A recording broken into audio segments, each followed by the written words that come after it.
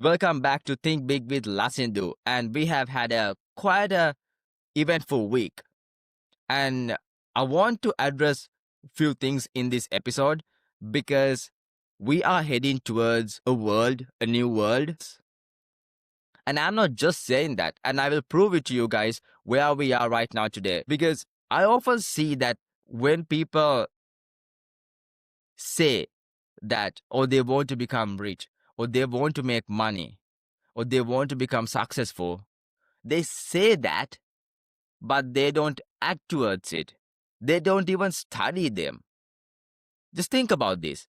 For an example, if you want to become a lawyer, you have to study law. You have to read cases. You have to understand the law. You have to read all these laws and acts and everything and understand it and study this to become a lawyer. If you are to become a doctor, you have to study medicine. And it is the same case in each and every single scenario. And people understand that. But when it's come to money, they don't understand it. They say that they want to make money, they want to become rich. But when I ask them, okay, good, when was the last time you studied money? When was the last time that you read a book about money? Almost never. It's so amazing to me how many people say that they want to do something, but they don't want to work towards that thing. And they understand about this scenario, about this case on each and every other aspect of their life. But when it's come to money, they, for some reason, they're like, oh, like, no, money just should, yeah, I'm working hard to make money. But no, you don't, it's not the case always. You need to understand how the money works. You need to read about money. You need to understand how the banking system works, how the Federal Reserve works. Without understanding it, without reading about it, without researching about it, do not expect to become wealthy. Do not expect to make so much money and become extremely successful. Because if you're not willing to put in the work, I don't think you even deserve the title. And believe me when I tell you this, when you really understand how the money works, how these financial systems work, how the central bank and Federal Reserve work, you are not just gonna sit back and relax. It will make you super mad when you truly understand how this financial system works. I'll recommend you a book. One of the best books to understand how the money work and how the Federal Reserve work is this book, Loads of Easy Money. A fantastic book. Read it or listen to it. You will not regret it. So before we go further, I believe most of you are aware that US invaded Venezuela. Why am I talking about this? Because they said that it's not an invasion. They said it's not about petrol. They said it's about drugs. But realistically speaking, if it was about just drugs, then they should have gone to Mexico first. 70 to 80% of the drugs that comes to United States of America comes from Mexico. And about another 15 to 20% comes from Colombia. Less than 5% comes from Venezuela. And even that 5%, it's not directly comes from Venezuela. Venezuela is like a transit country. I think most of those fentanyl and drugs comes from China to Venezuela, and then they transit from Venezuela to USA. That's less than 5%. So you want me to believe that you spend hundreds of millions, or if not billions of dollars, to go invade another country, risk American soldiers' lives for 5% of a drug problem when there's 95% of the same problem exists? No, it wasn't about drugs. But I think you all knows that. You all knows that it was about oil. But I don't think you understand why and how it's gonna impact. The economical impact, the financial impact, why they made those decisions and invade Venezuela, capture the oil. But often people don't look at it in a different angle and try to understand, okay, what's the economical impact? Why did they did what they did? What's the economical reason? What's the financial reason? And I'll tell you why. Because this is directly gonna impact the US dollar. It might go up. The US dollar might look strong in short term, but in long term, it's gonna become a big problem. I'll explain this step by step why it's gonna become a big problem. Because you need to understand that US dollar back in the day, before 1974, it was backed by gold. Now, the gold standard is not there anymore. After 1974, President Nixon went to Saudi and broke a deal. It's called the Petrodollar. What does petrodollar means? This is petrodollar contract. It was signed in 1974 with US and Saudi Arabia. So basically, what this did was they signed a 50-year agreement. In exchange for military protection, Saudi Arabia agreed to price oil in US dollars and reinvest excess dollars into US Treasury bonds. So basically, what happened was Nixon went to Saudi and told Saudis, listen, sell all your oil to the rest of the world in US dollars. And whatever the remaining dollars, invest in our treasury bonds. And for that, we will give you military weapons and we will protect you from the rest of the world. And Saudis agreed. They signed a 50-year contract. With that contract, petrodollar contract with Saudis, US were able to print unlimited amount of money managing the inflation. If we were still in the gold standard, US wouldn't have been able to print the amount of money that they have been printing since then, because then the economy would have been already collapsed. But that didn't happen because what they did was they created a artificial demand for the US dollar. Because now, with this contract, because back in the day, back in the 70s, Saudis were the country for oil. The whole world was buying oil from Saudi Arabia. Now, every country who wants to buy oil from Saudi Arabia needs to have a US dollar reserve to buy oil. Now, every country should have a US dollar reserve. There's a massive demand. So now to cater that demand, US have to keep on the dollar. And that's how they were able to print unlimited amount of dollars without facing the consequences, without facing any high inflation. But now what happened was, in 2024, 50-year petro contract ended. And Saudi did not renew their petrodollar agreement. So basically, now Saudi is selling petrol to rest of the world in currencies. So this is a big problem to US dollar. Now, you might be thinking, okay, but wait, so, okay, Saudi didn't agree to renew the contract, but that means now Saudi Arabia doesn't have the military protection. Yes, they don't. So they were trying to collude with China and Russia to come up with some sort of a agreement. And what happened was, a couple of months ago, Israel went and attacked Qatar. With this attack, Saudi and the rest of the world realized that even though United States of America says that they will protect you, they can't protect you against Israel. Because Qatar is a US ally. In fact, Qatar has the biggest military base, United States of America military base in the Middle Eastern region.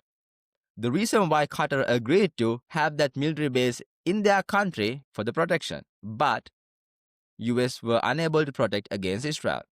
This opened most of the Middle Eastern countries and the rest of the world's eyes. They realized that even though US says that they will protect you from the world, they will protect you from rest of the world, but not when it comes to Israel. So what Saudi did was they quickly went ahead and signed an agreement with Pakistan, almost somewhat similar to NATO Article 5. NATO Article 5 says attack against one nation is considered an attack against all NATO countries.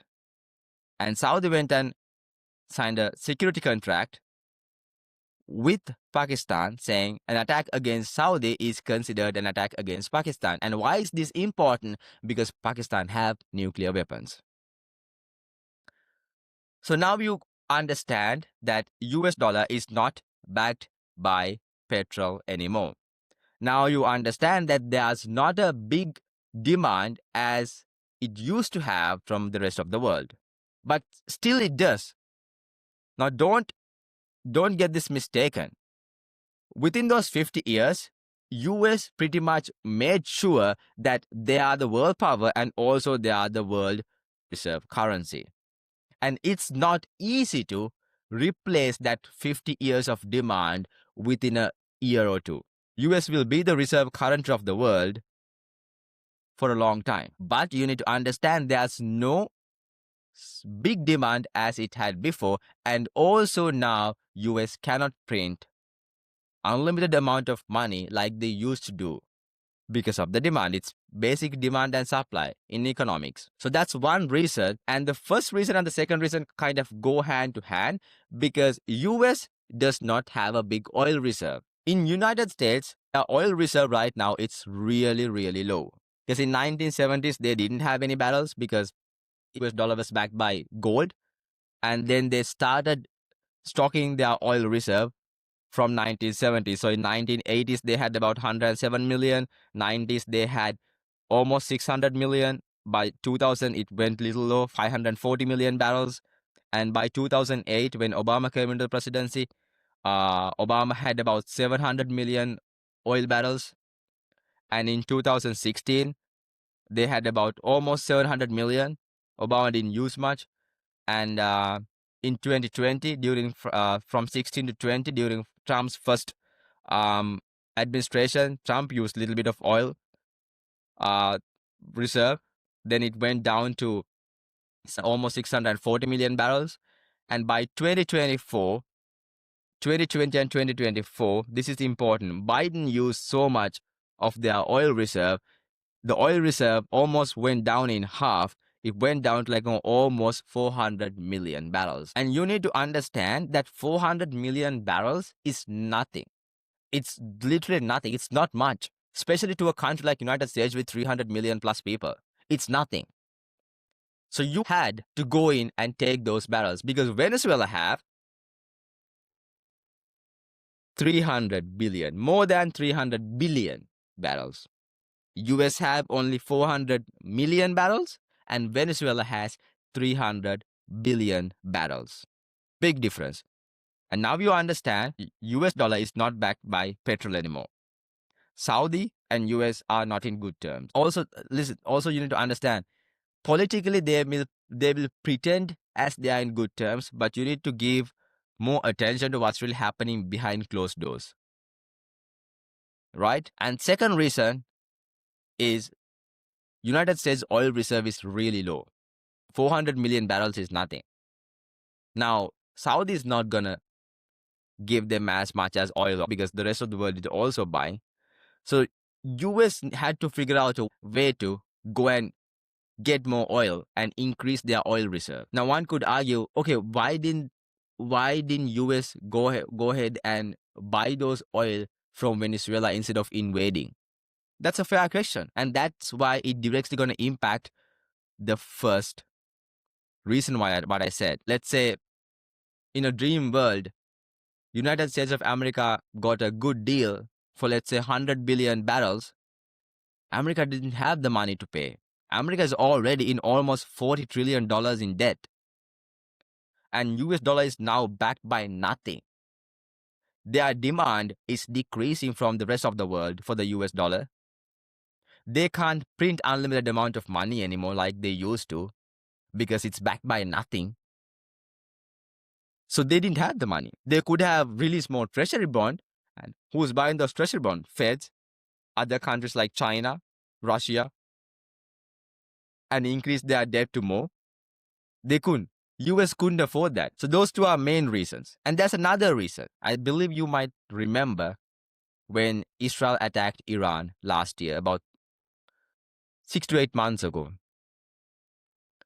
And the round 2 of that war is imminent. It's going to happen. I would reckon probably the first half of this year, it's going to happen. And most likely, there's a big chance that Iran might close or put some sort of financial blockade at Strait of Hormuz. So Strait of Hormuz means this area. About 1/3 of the oil goes through this area. The Saudis send oil through this area. The Qatar, Kuwait, UAE, all these countries' oil goes through Strait of Hormuz. So if Iran, because Iran controls here this part, so if Iran puts some sort of a blockade or financial blockade, then the oil price is going to go up massively. Massively. And US can't afford that either. Because when the oil price goes up, everything goes up. Everything. And that's going to lead to an economical collapse. And US can't afford that either. So the three main reasons, just to recap, because I threw a lot out there, and if you did not understand certain parts, certain things, make sure to rewind the video and properly understand these economical reasons and these financial reasons and why this is going to impact you, your income, your finances in the near future with the dollars. The first reason was Saudi did not renew the Petrodollar contract. So dollar is not backed by petrol anymore. Second reason, US have a really low oil reserve, about 400 million. That's nothing. They needed more in their reserve. Third, Iran versus Israel war is imminent. It's going to happen, and there's a big chance that Iran might close the Strait of Hormuz or put some sort of financial blockade. And US can't afford that.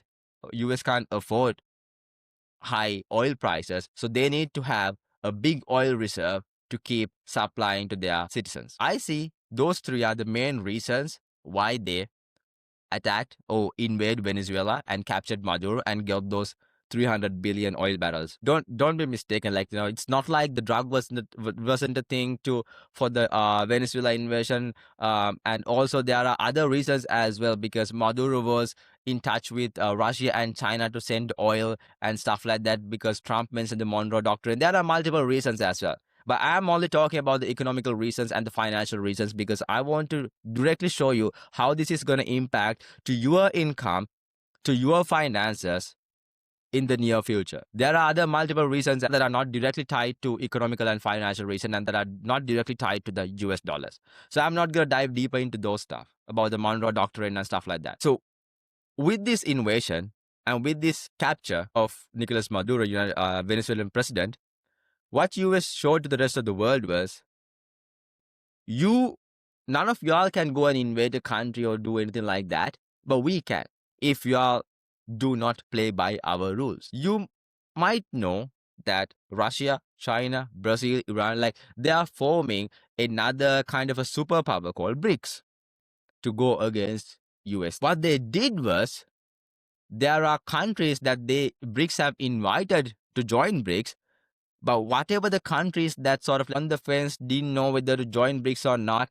now they're most definitely going to join BRICS, and they're going to try to create a new currency instead of the dollar. So you might be working really hard to make those dollars that could be worthless in a couple of years, in a decade, or in a couple of decades. You'll never know. So understand where the world is heading, and you need to be aware of these things and understand how you can protect your wealth. And the best way to protect your wealth, you have to invest on assets, mainly real estate, commodities like gold and silver. I reckon in the near future, with advancements of AI, Bitcoin and some other crypto coins will be a thing as well, because since the US dollar is not backed by anything, probably people will move towards energy in the future. So you'll probably need to invest on assets, ideally assets like real estate, to make sure that you protect your hard-earned money in the future. I hope you enjoyed this week's episode.